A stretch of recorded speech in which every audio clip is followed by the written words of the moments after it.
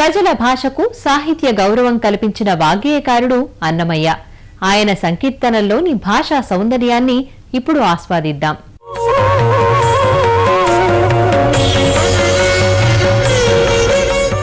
అన్నమయ్య సంకీర్తనలు ఆపాత మధురాలు. వ్యావహారిక భాషలో సరళమైన పదాలతో రాయడం వల్లనే అన్నమాచార్య సంకీర్తనలు తేట తేనెలు చిలుకుతున్నాయి. భారత ఇతిహాసాల్లోనే మర్యాద పురుషోత్తముడైన ఆ శ్రీరామచంద్రుని అద్వితీయంగా వర్ణించిన ఒక మనోజ్ఞమైన సంకీర్తనని మనం ఈరోజు చర్చించుకుందాం. వీడివో అల విజయ రాఘవుడు పోడిమి కొలువున పొదలి చెలియ అనే ఈ మనోహరమైన సంకీర్తనని గాయని రమ్యభవన స్వరంలో విందామా?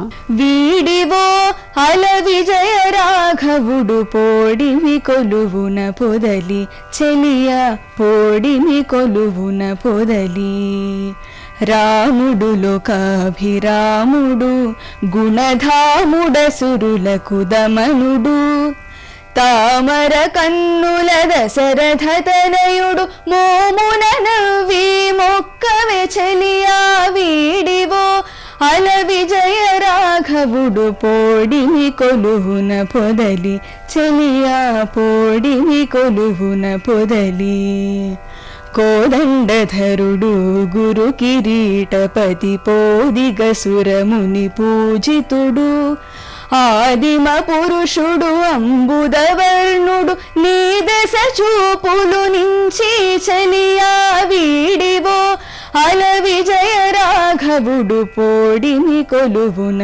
పొదలి చెలియా పోడిమి కొలువున పొదలి రావణాంతకుడు రాజశేఖరుడు శ్రీ వెంకటగిరి సీతాపతి వావిలి పాటిలో వరమూర్తి తానై ఓవరి గొలువుననున్నాడే చెలియా వీడివో అల విజయ రాఘవుడు పోడిమి కొలువున పొదలి వీడివో అల విజయ రాఘవుడు పోడిమి కొలువున పొదలి చెలియా పోడిమి కొలువున పొదలి చెలియా పోడిమి కొలువున పొదలి.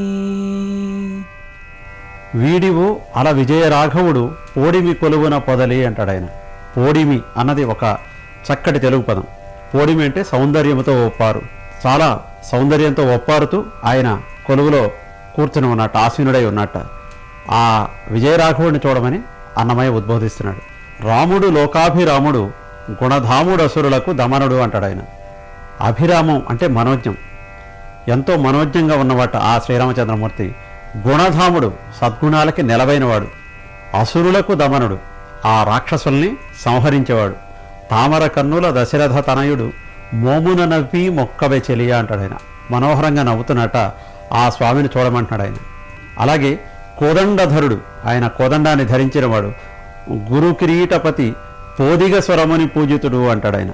పోదిగ అంటే ఘనంగా, చాలా ఘనంగా ఆ స్వరల చేత అంటే దేవతల చేత మునుల చేత పూజించబడేవాట. పోదిగ స్వరముని పూజితుడు ఆదిమ పురుషుడు అంబుదవర్ణుడు అంటాడు ఆయన. అంబుదం అంటే మేఘం, ఆ మేఘవర్ణంలో మెరిసిపోతున్నట్ట స్వామి.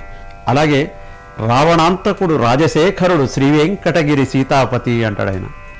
ఆ రావణుణ్ణి సంహరించినవాడు రాజశేఖరుడు, రాజకులానికే అలంకారమైన వాట ఆ స్వామి. శ్రీ వెంకటగిరి సీతాపతి. అన్నమాచార్యుడి వారి వర్ణంలో శ్రీరామచంద్రుడైనా శ్రీకృష్ణుడైనా ఎవరైనా సరే ఆ తిరుమలగిరులు చేరవలసిందే, వెంకటముద్ర వేయించుకోవాల్సిందే.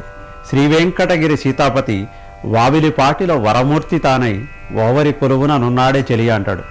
ఓవరి అంటే చాలా మనోహరంగా కొలువై ఉన్నాడు ఆ స్వామిని చూడు అంటూ ముగ్ధ మనోహరంగా ఆ విజయరాఘవుడిని వర్ణించిన ఈ అద్వితీయ సంకీర్తన మన అందరికీ కూడా భరంలా ప్రసాదించాడు తాళపాక అన్నమయ్య. తెలుగు భాషా సాహిత్యాలపై ప్రజలలో మక్కువ కలిగించడానికి పలువురు ప్రముఖులు తమదైన రీతిలో ప్రయత్నాలు చేస్తున్నారు.